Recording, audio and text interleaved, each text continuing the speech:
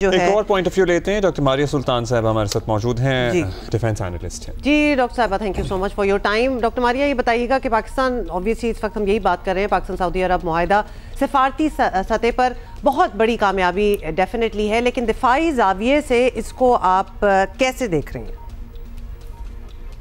देखिए, दफाई जाविये से ये बहुत बहुत बड़ा जो है फैसला है, क्योंकि इसके अंदर दोनों ममालिक के पास अपनी अपनी नौयत की दो तरह की सलाहियत।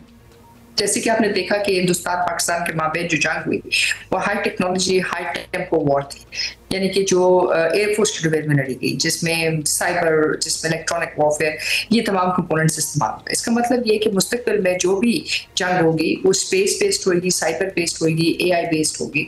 अब ऐसी सूरत हाल में सऊदी अरेबिया के पास बहुत सारी टेक्नोलॉजी मौजूद है। ये टेक्नोलॉजी का सिर्फ हस्ब काफ़ी नहीं होता, उसकी अहमियत इस बात से मुंसलिक होती है कि क्या आप उसको इंटीग्रेट कर सकते हैं, क्या उसको जंग के दौरान इस्तेमाल कर सकते हैं, और आपकी जंगी हिकमत अमली क्या है।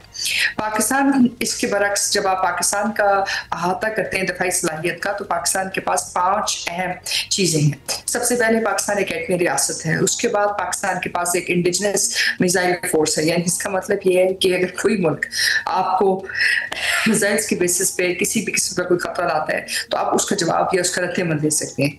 तीसरी बात, आप एक लैंड फोर्स है, यानी कि आपने 2 बड़ी जंगें लड़ी हैं जो हिंदुस्तान के साथ, अफगानिस्तान के साथ, सो एक लैंड कैपेबिलिटी है और एक लैंड मैनूवर, यानी कि जो जंगी तरबियत के लिहाज से जरूरी होती है। तो जहां आपने ईस्टर्न फ्रंट के ऊपर एक लैंड वॉर लड़ी है, इसी तरह आपने वेस्टर्न फ्रंट के ऊपर अफगानिस्तान के अंदर एक गैर रवायती जंग का सामना किया है, जैसे कि दहशतगर्दी के खिलाफ मुहिम हुई। तो ये एक तरह से हाइब्रिड वॉरफेयर के अंदर बड़ी अहम चीजें होती हैं। उससे भी बड़ी चीज जो शायद मेरे ख्याल से जिसका तमाम तर जो आप एक तरह से कह सकते हैं उसका जो आउटकम है, या उसका जो आप कह सकते हैं सहरा जो है बांसिंग है, वो पाकिस्तान की मीडिया पे और पाकिस्तान की इंफॉर्मेशन ऑपरेशंस के ऊपर है।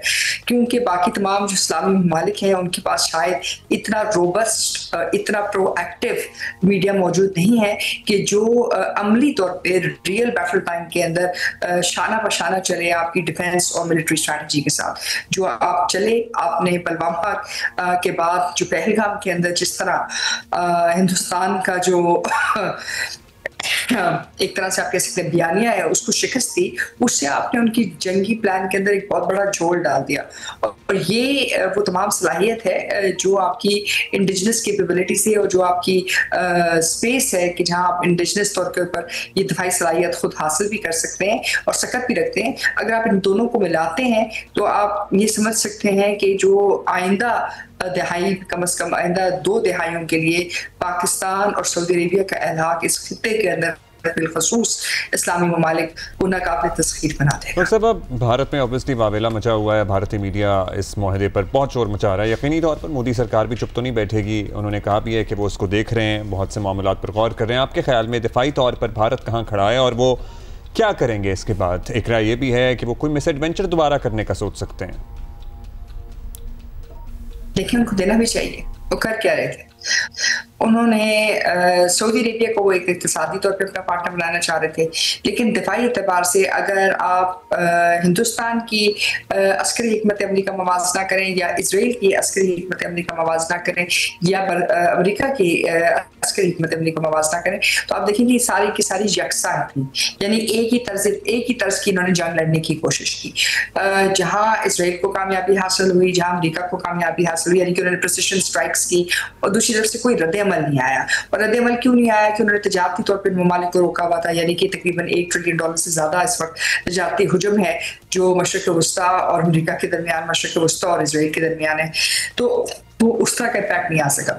दूसरी तरफ जो उनकी डिफेंस इक्विपमेंट था, उसकी बहुत सारी कम्युनिकेशन सिस्टम्स जैसे PAC-3 सिस्टम, जैसे कि जो सबसे बड़ी एयर बेस थी कतर के अंदर, वो उस वक्त फाल नहीं हुई जब कतर को दिफा की जरूरत थी।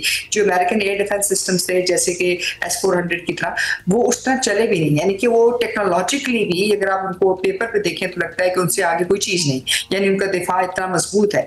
लेकिन अगर अटैक करने वाला मुल्क अमेरिका है, इसराइल है या हिंदुस्तान है, तो फिर वो नहीं। फिर आपने ये भी देखा कि हिंदुस्तान की जो लोग हैं, जो उनकी शेयरिंग है, वो इंटेलिजेंस फराहम करते रहे ईरान के खिलाफ भी, कतर के खिलाफ भी, और जितने भी बाकी मशरिक़ वस्ता है, क्योंकि उनके लिए तरजीह है वो इजराइल था।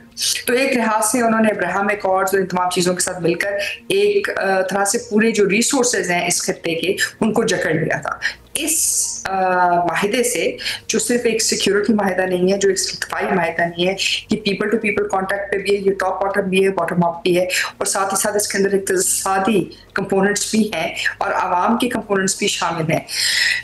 तो ये एक तरह से एक स्ट्रेटेजिक मनूवर है, या एक तरह से आप कह सकते हैं कि हिंदुस्तान के लिए बहुत शुक्रिया डॉक्टर साहबा, थैंक यू सो मच। ज़ाहिर ये जो ताउन है, हम अगर दिफाई ताउन की बात करें तो दहाइयों से चल रहा है, लेकिन अब ये बाकायदा पार्टनरशिप की सूरत में, मुआहदे की सूरत में सामने आना, this is another level all together.